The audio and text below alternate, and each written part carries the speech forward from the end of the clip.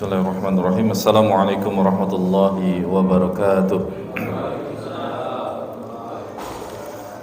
Innal hamdalillah nahmaduhu wa nasta'inuhu wa nastaghfiruhu wa natubu ilayhi wa na'udzu billahi min shururi anfusina wa sayyiati a'malina.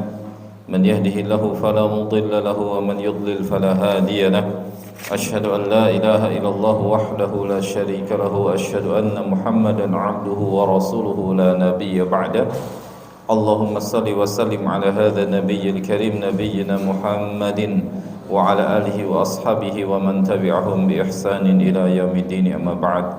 Fa ya ayyuhal hadirun a'azakumullah, hadirin kaum muslimin jamaah salat maghrib Masjid Al-Mujahidin yang semoga senantiasa dimuliakan Allah tabaraka wa taala.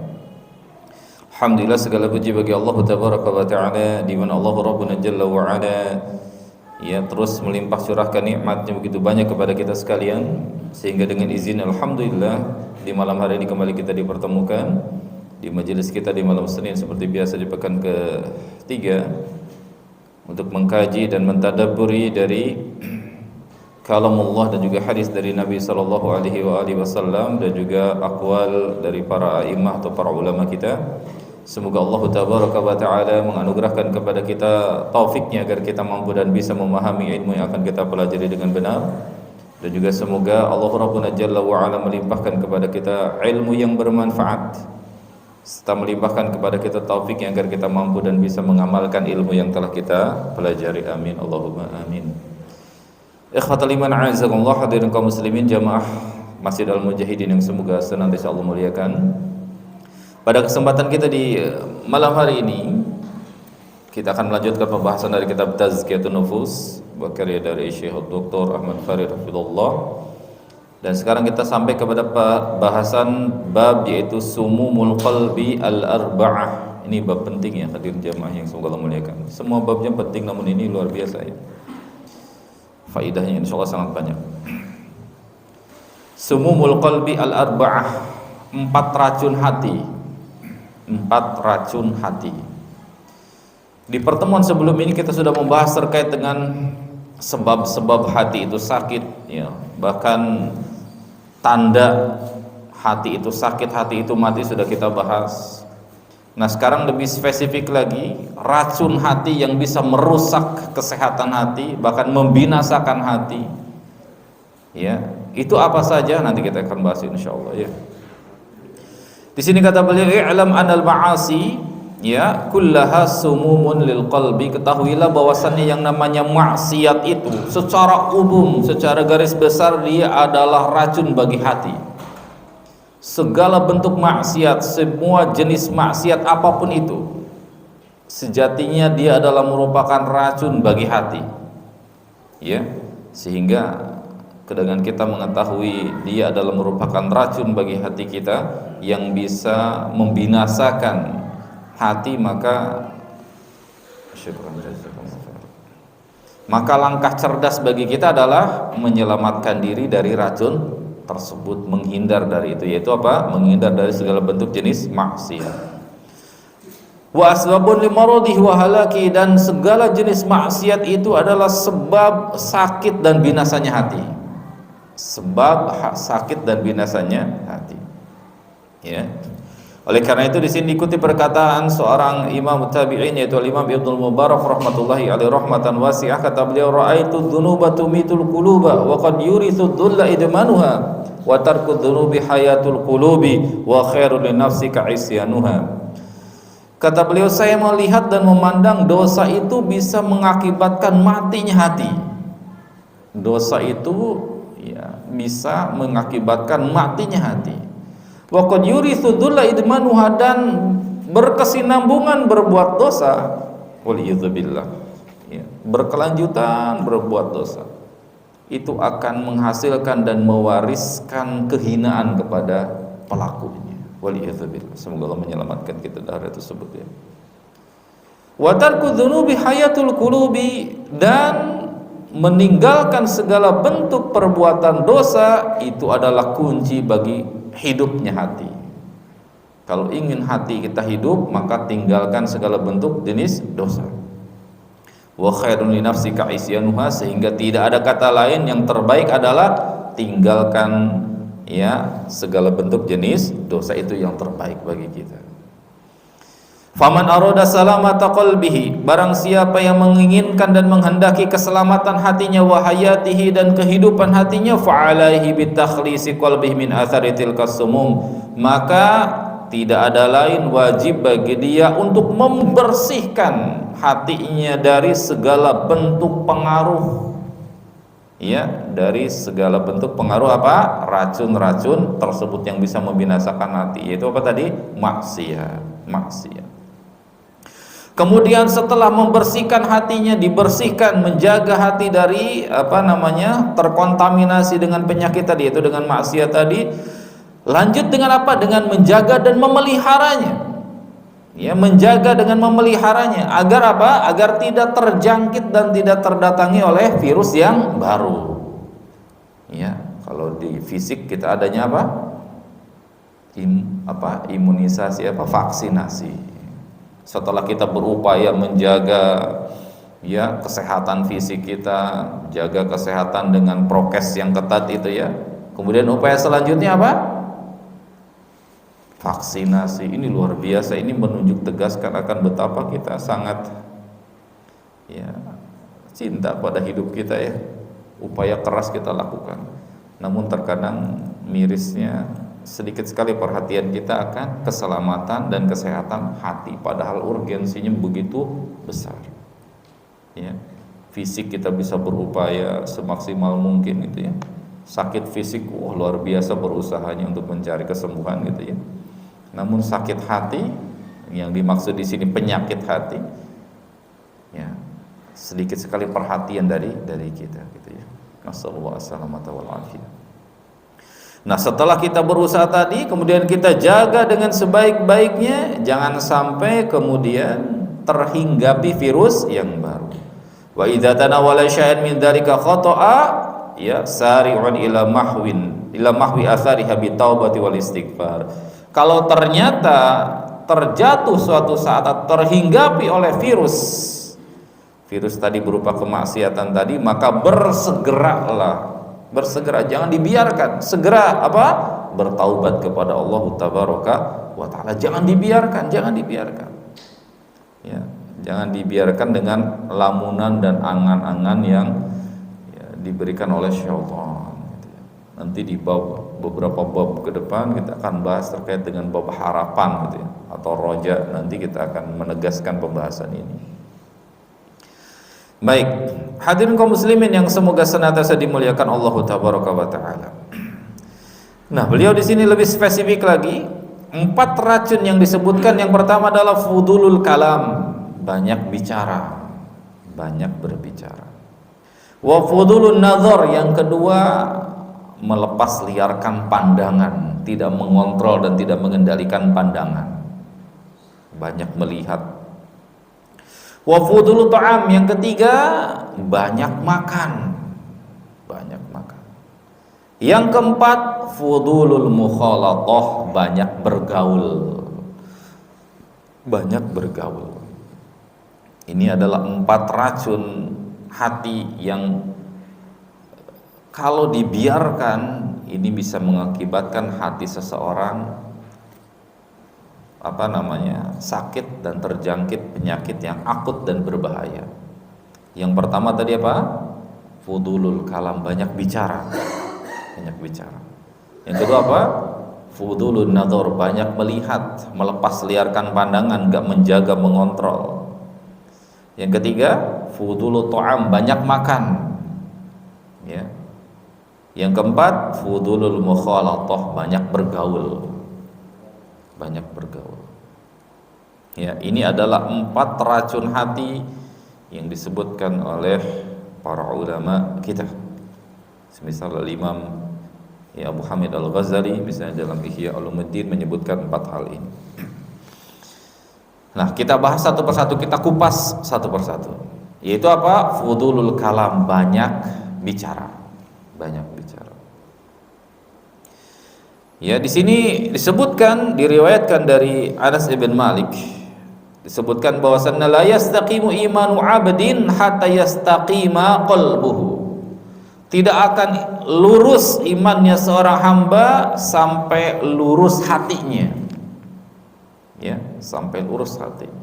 Tidak akan lurus keimanan seorang hamba sampai hatinya lurus. Tidak akan istiqomah keimanan sampai hatinya istiqomah. Wala yastaqimu qalbu hatta yastaqima lisanuhu, dan hati itu korelasinya dengan lisan. Hati tidak akan bisa lurus kalau lisannya tidak terjaga, tidak lurus. Hati itu tidak akan terjaga, tidak akan lurus kalau lisannya tidak terkontrol, tidak lurus. Ya, tidak lurus. Sehingga di sini disebutkan bahwasanya syarat istiqomah adalah iman. Syarat istiqomah apa? Syarat istiqomah iman itu apa? Pertama hatinya istiqomah. Kemudian hati untuk istiqomah apa? Lisannya harus istiqomah. Jadi ini berkesinambungan ya, apa namanya? Saling bertautan. Kalau kita ingin hati kita istiqomah atau iman kita tetap terjaga istiqomah imannya, maka hati harus tenang di atas ketaatan, istiqomah. Kalau hati kita ingin istiqomah, maka korelasinya dengan lisan. Lisannya harus istiqomah, terjaga dengan baik. Nah, itu bertautan satu dengan yang lainnya. Bertautan satu dengan yang lain. Riwayat itu disebutkan oleh Imam Ahmad di dalam musnadnya.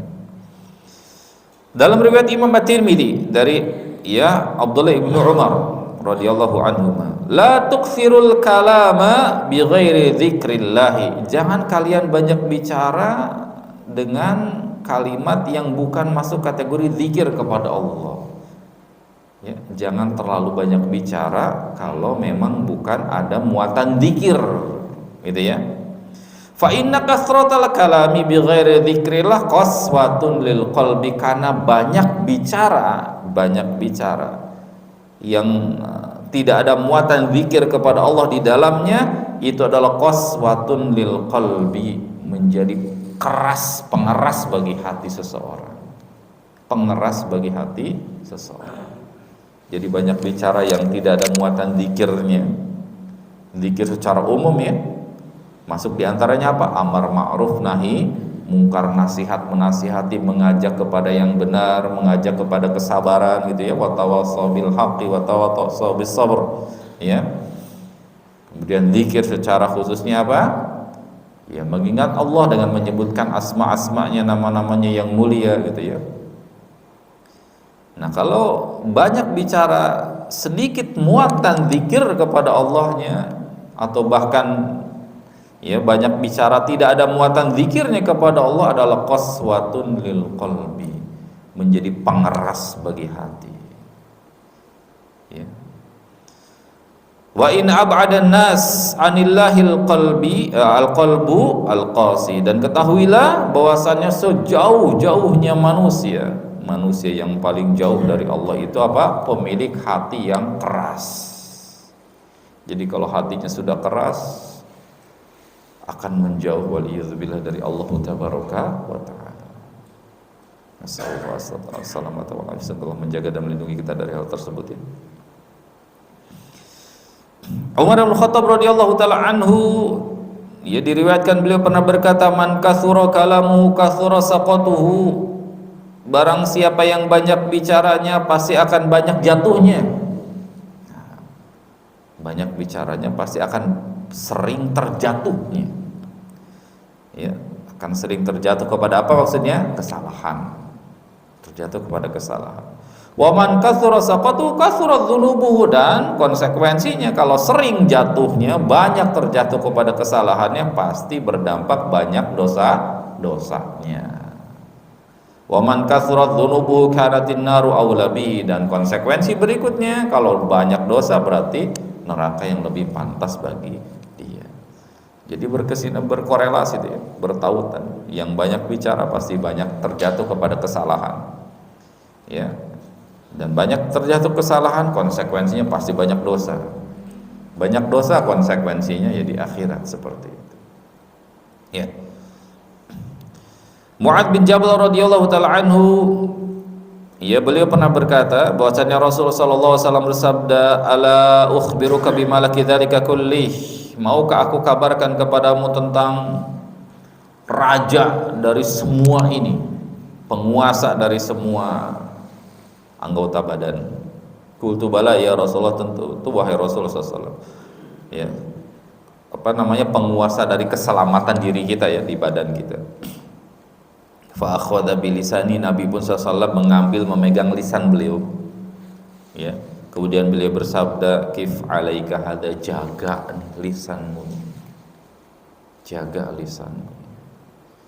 Lalu Mu'ad bin Jabal radhiyallahu anhu berkata, ya Nabi Allah, wahai Nabi Allah, innala mu'akhiduna bima natakallamu bihi, apakah kita akan diazab gara-gara apa yang kita ucapkan?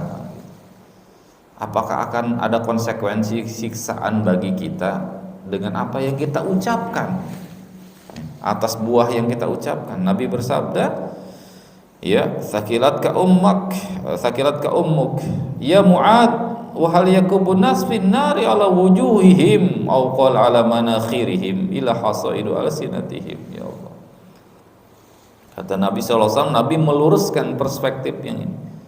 Kata beliau, wahai Mu'ad, ya, bukankah banyak manusia yang masuk ke dalam neraka, dan dalam riwayat disebutkan tersungkur di atas wajah mereka masuk ke neraka, ya, atas dasar apa? Hasaidu alsinatihim, buah atau hasil dari lisan-lisan mereka.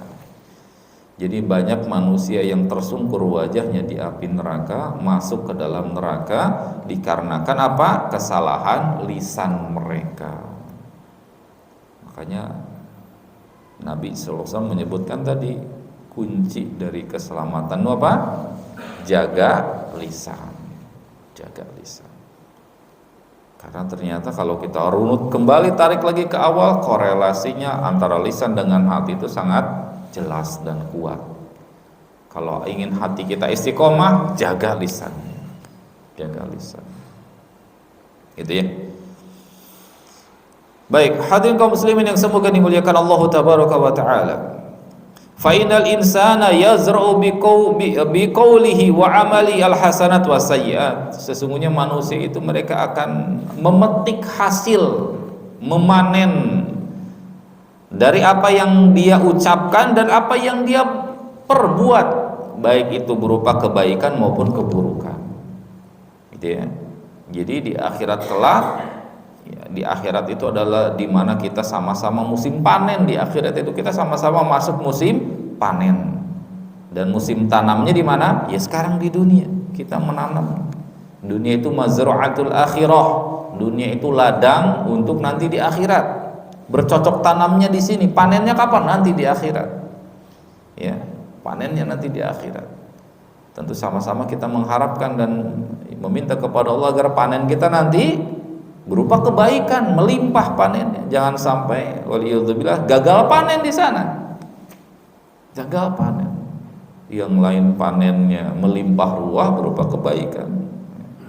Sementara dia panennya waliyadzubillah habis tanamannya oleh hama, ya. Oleh hama wereng, habis oleh tikus segala macam karena dia tidak jaga tuh tanamannya. Sehingga di sana gagal panen. Ya.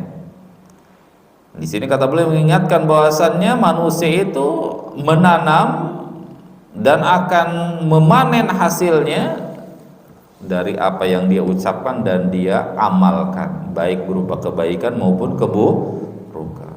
Waliyadzubillah, ya. Semoga menjaga kita semuanya dari memanen hal yang mengakibatkan kecelakaan dan kebinasaan bagi kita semuanya.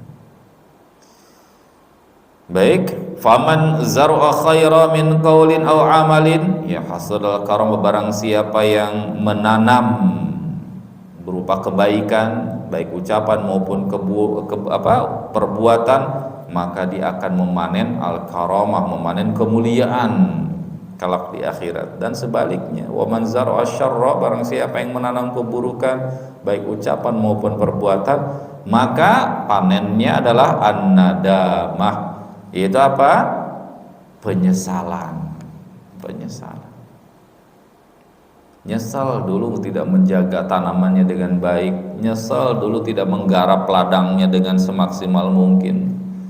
Nyesal ketika apalagi melihat teman-teman saudara kita panennya melimpah ruah, ternyata kita gagal panen misalnya. Penyesalan, an-nadam. Ya.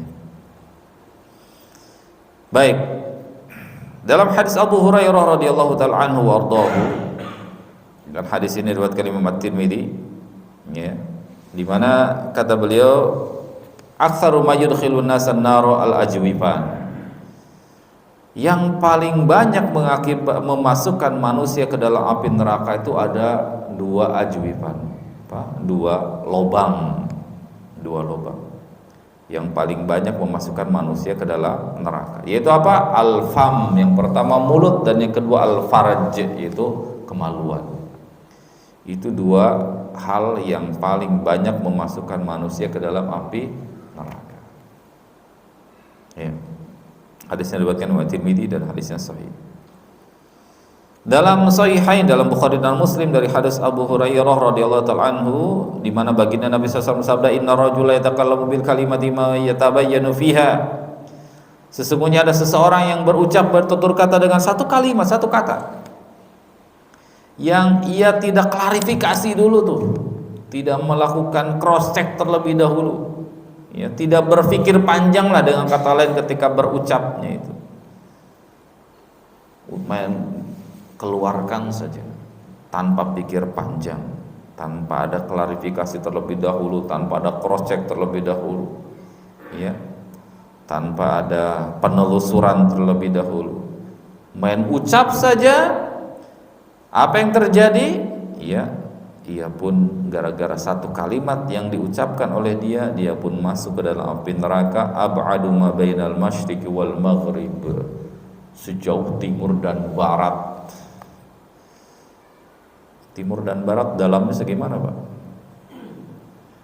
Gak ada ujungnya, gak ada tepinya timur dan barat. Masuk ke dalam neraka sejauh itu, sedalam itu. Gara-gara apa? Satu kalimat yang tidak dipikir panjang. Dalam redaksi Imam At-Tirmidzi dengan lafaz inna rajula yatakallamu bi kalimati la yara biha ba'sa yahwi bi 70 kharifah finnar. Dalam riwayat Imam At-Tirmidzi disebutkan seseorang yang berucap tutur kata dengan satu kalimat yang dia anggap itu bukan perkara berat, perkara yang biasa saja, ringan menurut persepsi dia, dalam kacamata atau pandangan dia itu perkara yang biasa-biasa saja, padahal perkara itu berat di sisi Allah karena dia tidak apa?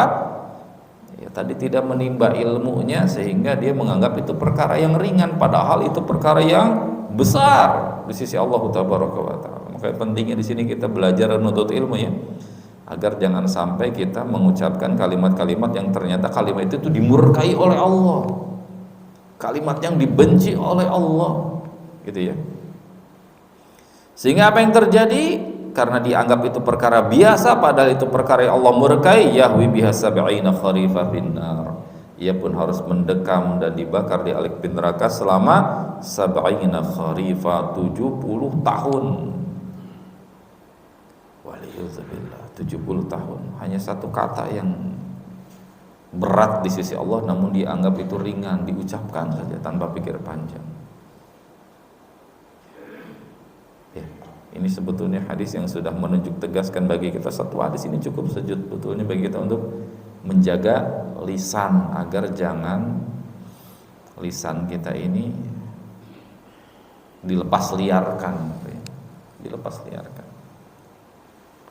Makanya orang kita sekarang menyebutkan apa? Mulutmu harimaumu, gitu ya. Karena banyak yang binasa gara-gara ucapannya. Hati-hati. Di dunia saja sudah ada konsekuensinya. Ada ITE, ya. Nah, di dunia saja itu dunia. Gara-gara ucapan yang dia ucapkan. Gara-gara ucapan di media sosial itu, ya. Ada UITE. Nah, gitu. Harus hati-hati, harus hati-hati. Jaga dengan baik lisan kita. Baik, hadirin kaum muslimin yang semoga Allah muliakan. Ya, dalam hadis Uqbah bin Amir radhiyallahu anhu, kata beliau, ya Rasulullah, man najatu, wahai Rasul, apa sih yang namanya kunci keselamatan dan kesuksesan itu? Apa sih kunci keselamatan itu? Baginda SAW bersabda, amsik alaika lisanaka. Kunci keselamatan itu kata Nabi yang pertama apa? Jaga lisanmu, itu yang pertama. Kunci keselamatan jaga lisan. Waliyas'a baituka, dan jadikanlah rumahmu itu luas untuk dirimu. Maksudnya apa? Jadi jangan luas, jadikan rumahmu itu luas untuk dirimu. Maksudnya jadikan rumah itu jadi betah bagi kita untuk ibadah kepada Allah gitu ya. Walaupun kita tinggal, saya dan kita semua kan samalah perumahan, rata-rata kan paling luas berapa meter sih perumahan kita ya. Tapi jadikan rumah kita tuh luas bisa kita ibadah di dalamnya gitu ya. Dan kemudian juga kita betah di rumah gitu ya. Jangan ada orang yang sampai gak betah di rumah ya, keluyuran dulu. Pulang kerja udah keluyuran kemana. Jangan begitu. Jadikan kata Nabi rumah itu luas untuk kita. Maksudnya kita betah di dalamnya, betah ibadah di dalamnya. Kan sebaik-baiknya sholat yang dilakukan ada di rumah ya, kecuali sholat wajib. Sebaik-baiknya sholat yang dilakukan oleh seorang hamba adalah di rumahnya, kecuali sholat wajib. Sholat wajib ya di masjid tempatnya. Kalau sholat sunnah ya di rumah. Qobliyah, ba'diyah di rumah. Sholat sunnah lainnya pun kerjakan di rumah. Sholat witir, sholat qiyamul lail, sholat kerjakan di rumah. Perbanyak ibadah di rumah. Gitu ya. Itu kunci keselamatan yang pertama apa? Yang pertama jaga lisan, yang kedua jadikan rumahmu luas untukmu. Kemudian yang ketiga wabki ala khati'atika, tangisilah dosamu. Tangisilah dosamu. Hadis ini diriwayatkan Bukhari dan Muslim di dalam sahihnya. Ini adalah 3 kunci keselamatan kata baginda Nabi sallallahu alaihi wasallam. Ya, jaga lisan, jadikan rumah itu luas untuk kita nyaman betah di dalamnya dengan ibadah dan ketaatan. Dan yang ketiga apa? Tangisi dosa dan kesalahan. Ya, tangisi dosa dan kesalahan. Kemudian baginda Nabi sallallahu alaihi wasallam pun bersabda dalam hadis yang diriwayatkan Bukhari dalam sahihnya, Imam Al-Bukhari dalam sahihnya, di mana baginda SAW bersabda, man yatakaffal li ma baina lihyaihi wa fakhidaihi atakafalu lahu al-jannata. Barang siapa yang menjaminkan untukku, menjaminkan itu maksudnya apa? Menjaga dengan sebaik-baiknya. Barang siapa yang menjaminkanku untukku, ya, apa yang ada di antara dua janggutnya, kumis atas dan kumis bawah. Maksudnya apa? Lisan, maksudnya lisan. Apa yang ada di antara dua janggutnya, maksudnya lisan. Wa fakhidaihi, dan apa yang ada di antara dua pahanya, maksudnya apa? Kemaluan, faraj. Maka aku jaminkan bagi dia surga. Nabi SAW sudah menjaminkan, memberikan garansi masuk surga kalau kita bisa menjaga 2 hal tadi, yaitu apa? Lisan dan faraj. Lisan dan kemaluan, lisan dan syahwat. Hadis ini diriwayatkan Imam Al-Bukhari di dalam sahihnya. Kemudian dalam riwayat yang lain, dalam riwayat Imam Bukhari dan Imam Muslim dari hadis Abu Hurairah radhiyallahu anhu, di mana Nabi SAW bersabda, man kana yu'minu billahi wal yaumil akhir falyaqul khaira aw liyasmut. Hadisnya sudah kita hafal ya. Barang siapa yang beriman kepada Allah dan juga beriman kepada hari akhir. Nah, ini menarik. Beriman kepada Allah, beriman kepada hari akhir. Konsekuensi dari keimanan kita kepada Allah dan kepada hari akhir apa?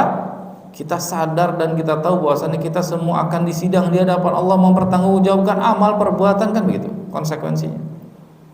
Allah Maha melihat dan mengetahui apa yang kita perbuat, apa yang kita ucapkan, kan gitu. Itu konsekuensi dari apa? Iman kita kepada Allah. Allah Maha mengetahui, Maha melihat, Maha mendengar apa yang kita perbuat, termasuk apa yang kita ucapkan. Dan konsekuensi dari keimanan kepada hari akhir yaitu apa? Di mana kita akan mempertanggungjawabkan amal perbuatan kita. Maka kalau beriman kepada Allah, beriman kepada hari akhir, kata Nabi apa? Faliyaqul khaira aw liyasmut. Ucapkan yang baik, kalau tidak diam. Pilihannya cuma dua. Berbicaranya yang baik, kalau nggak bisa diam. Itu hanya dua pilihan. Tidak ada opsi ketiga apalagi keempat gitu ya. Baik. Ya, fal kalamu imma ayyakuna khairan fayakunul abdu ma'muran bihi. Kalimat itu atau ucapan itu hanya ada dua pilihannya. Ucapan yang baik, ada konsekuensi kebaikan di situ, maka pada waktu itu kita diperintahkan untuk berbicara. Jangan diam. Jangan diam. Kalau ada kebaikan di sana, bicara, sampaikan.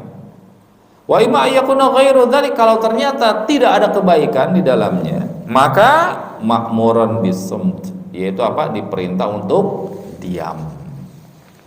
Diperintah untuk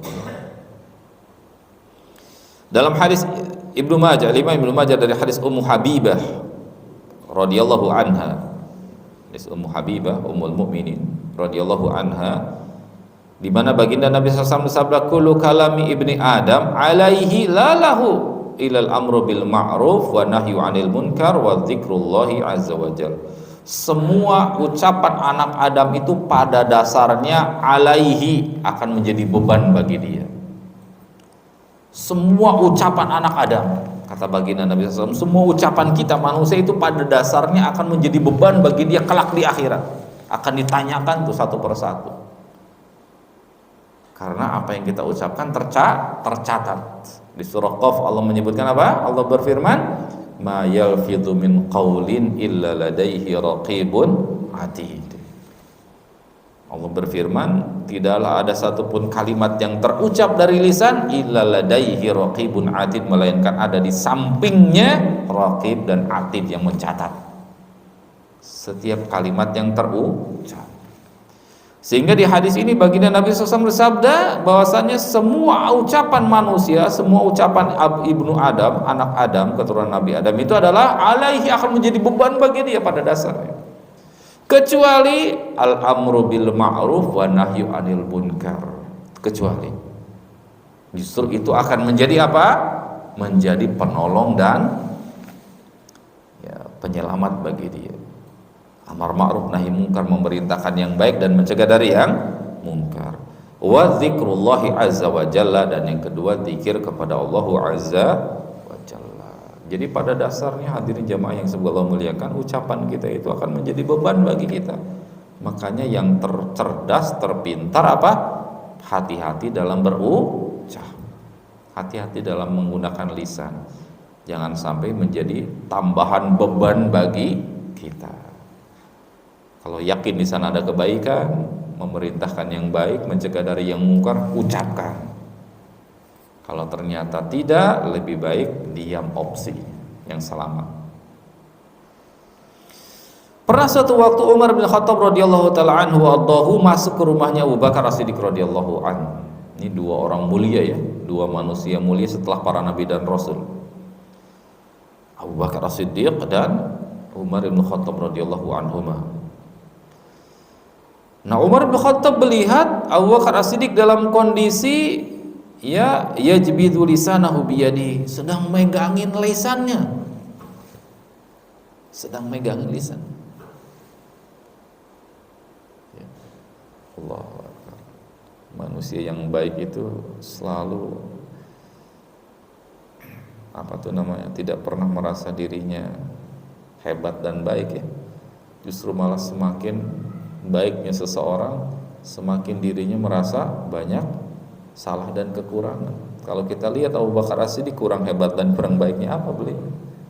Bahkan sudah dapat jaminan ketika masih hidup saja, Nabi bersabda apa? Abu Bakar fil jannah, Abu Bakar masuk surga. Tempatnya beliau di surga. Namun tidak lantas menjadi apa? Jumawa Tidak lantas jadi jumawa, masuk surga tenang. Udah punya tiket. Enggak seperti itu. Ya Allah, ya Allah. Malah sedang didapati ketika Abu Umar masuk ke rumahnya, kan berarti nggak ada orang kan? Hanya sendiri Abu Bakar.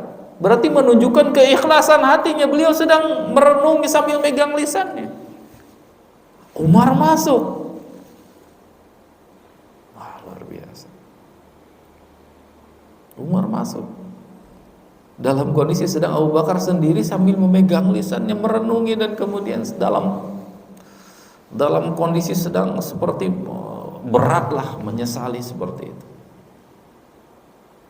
Kata Umar bin Khattab radhiyallahu anhu, "Mah ghafarallahu lak." Ada apa? Semoga Allah mengampuni dosamu, gitu ya. Ini sebagai contoh bagi kita, kalau kita ketemu saudara kita, ya biasakan dengan memberikan doa. Di sini Umar bin Khattab memberikan doa ketika ketemu dengan Abu Bakar, ghafarallahu lak, semoga Allah mengampuni dosamu. Atau ketemu saudara kita, assalamualaikum. Atau ketemu saudara kita, barakallahu fikum. Banyak-banyak berdoa, hayyakallah misalnya, doakan saudara. Jadi saling bertemu tuh saling mendoakan, yaitu akan menguatkan dan mengokohkan hati-hati kita ya, semakin terpaut satu dengan yang lainnya di antara kita. Kemudian tadi Umar menanyakan terkait sedang apa, kenapa seperti itu. Abu Bakar bersabda, hadzalladzi auradani al-mawarid. Ya Allah, inilah perkara yang memasukkanku ke dalam kebinasaan. Bayangkan Pak, Abu Bakar Siddiq sambil dalam kondisi merenung dan menyesali, kata beliau, ini adalah perkara yang memasukkanku ke dalam kebinasaan. Ya Allah, ya Rabbi. Ya. Abu Bakar As-Siddiq radhiyallahu taala anhu wa arda, yang kita kenal dari sirahnya itu, beliau sangat jarang bicara orangnya, sangat jarang bicara. Ya, sekalinya sholat saja suaranya nyaris tak terdengar karena tertutup dengan tangisannya. Namun dengan demikian beliau sangat menyesali lisannya, karena kata beliau, ini perkara yang membinasakan saya nih, yang banyak membinasakan saya nih, lisan. Ya Allah, ya Rabbi, semoga Allah tabaraka wa ta'ala menganugerahkan kepada kita kelembutan hati ya. Dan semoga Allah tabaraka wa ta'ala mengumpulkan kita bersama keluarga kita dengan orang-orang mulia di sini ya, di surganya Allah tabaraka wa ta'ala, di surganya Firdaus. Amin Allahumma amin. Abdullah bin Mas'ud radhiyallahu taala anhu wa ardhahu. Kalau tadi siapa? Abu Bakar As-Siddiq radhiyallahu anhu. Ini Abdullah bin Mas'ud. Ini ulamanya para sahabat. Beliau berkata begini, wallahi demi Allah, alladzi la ilaha illa huwa, yang tidak ada sesembahan selain daripadanya, laisa syai'un ahwaju ila tuli sijni min lisani. Ini Abdullah ibnu Mas'ud, ulamanya sahabat. Demi Allah, yang tidak ada sesembahan selain daripadanya, ya, tidak ada yang paling membutuhkan, yang paling berhajat untuk dimasukkan ke dalam penjara yang lama lebih daripada lisan saya ini ya, lebih pada lisan saya. Padahal Abdullah ibn Mas'ud, ya Allah ya Rabbi, beliau menganggap lisannya itu ya membinasakan beliau, sampai mengatakan tadi, yang paling berhak dimasukkan ke penjara yang lama itu lisan saya nih, yang membinasakan saya. Ya Allah ya Rabbi, betapa lembutnya hati para sahabat ya. Sehingga kata beliau, ya lisan, wahai lisan, kul khaira taghnam, ucapkan yang baik niscaya engkau akan beruntung, waskut an syarrin taslam, dan diamlah dari berucap yang buruk niscaya engkau akan selamat, min qabli an tandam, sebelum engkau akan menyesal, sebelum engkau akan menyesal. Ya Allah. Ya lisanu kul khaira taghnam, wahai lisan, ucapkan yang baik niscaya engkau akan beruntung, mendapatkan ghanimah. Waskut an syarrin taslam, dan diamlah dari berucap yang buruk niscaya engkau akan selamat. Wa min qabli an tandam, sebelum nanti engkau akan menyesal kalau tidak mengucapkan yang, atau tidak menahan dari yang ucapan yang buruk. Baik, hadirin kaum muslimin yang semoga senantiasa dimuliakan Allah tabaraka wa taala. Abu Hurairah radhiyallahu anhu meriwayatkan dari sahabat Abdullah bin Abbas radhiyallahu anhuma, Kata beliau, innahu balaghani anal insan qala laisa ala syai'in min jasadi asyadu hanaqa aw ghaidha yaumal qiyamati minhu ala lisanihi illa man qala bihi khaira aw amla bihi khaira. Ketahuilah hadirin jamaah sekalian yang Allah muliakan, di hari kiamat nanti badan kita itu akan akan ada di antara badan yang ada di diri kita ini muncul permusuhan dan kebencian. Nah, gitu. Dan organ tubuh yang paling dibenci oleh badan kita sendiri kelak di akhirat adalah lisan. Gara-gara kamu nih, gara-gara kamu nih. Gitu. Nah, gitu. Abdullah bin Abbas menyebutkan di hari kiamat badan kita ini akan saling bermusuhan,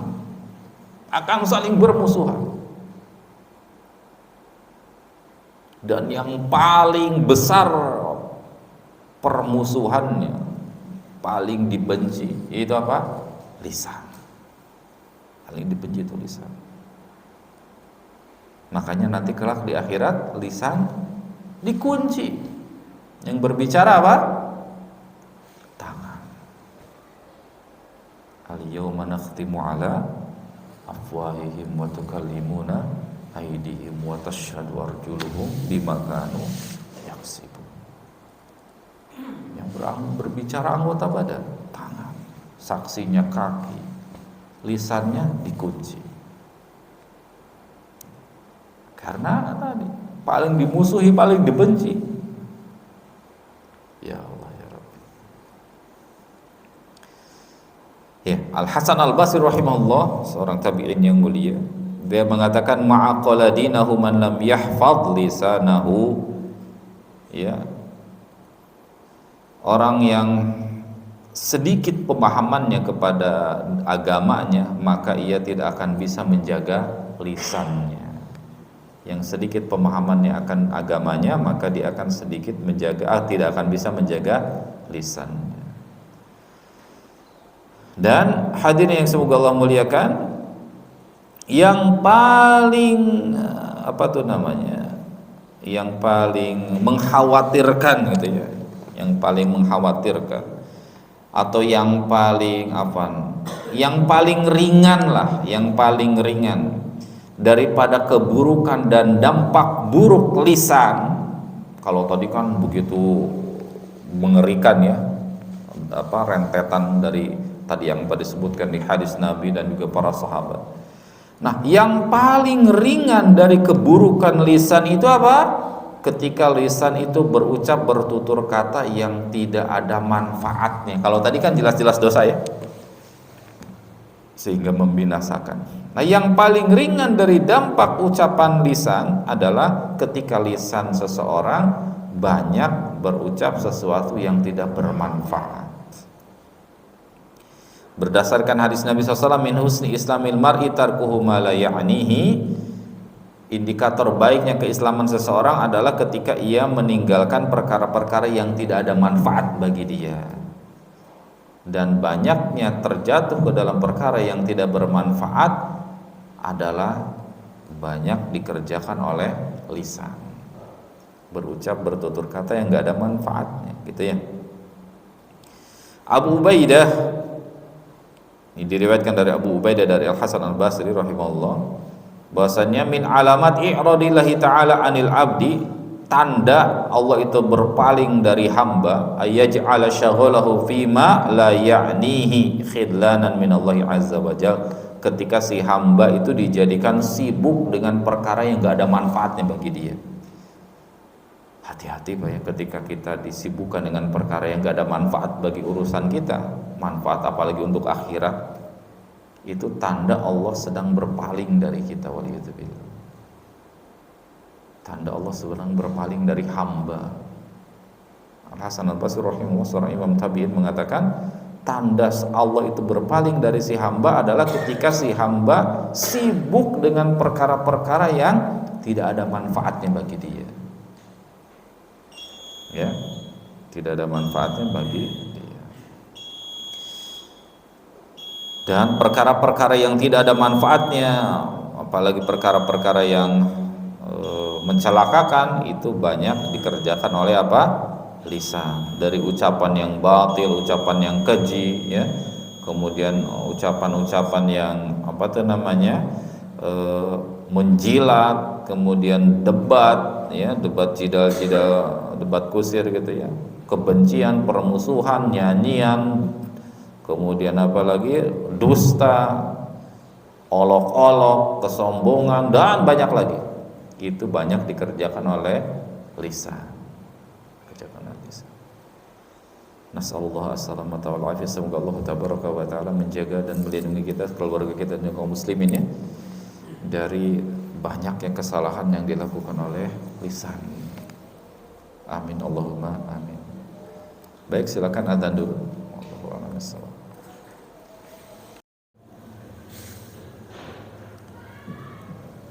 Ya. Ada yang mau bertanya, Pak? Tidak ada?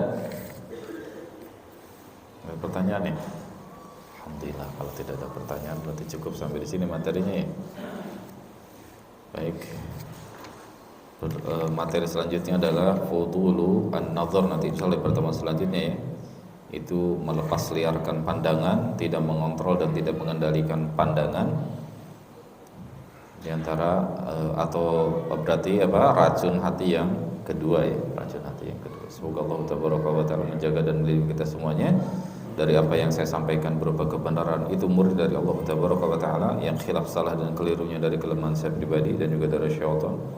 Saya menampun kepada Allah taala dan berlepas diri dari perkara tersebut. Kita tutup dengan kafaratul majlis. Subhanakallahumma bihamdik, asyhadu an la ilaha illa anta, astaghfiruka wa atubu ilaik. Wassalamualaikum warahmatullahi wabarakatuh.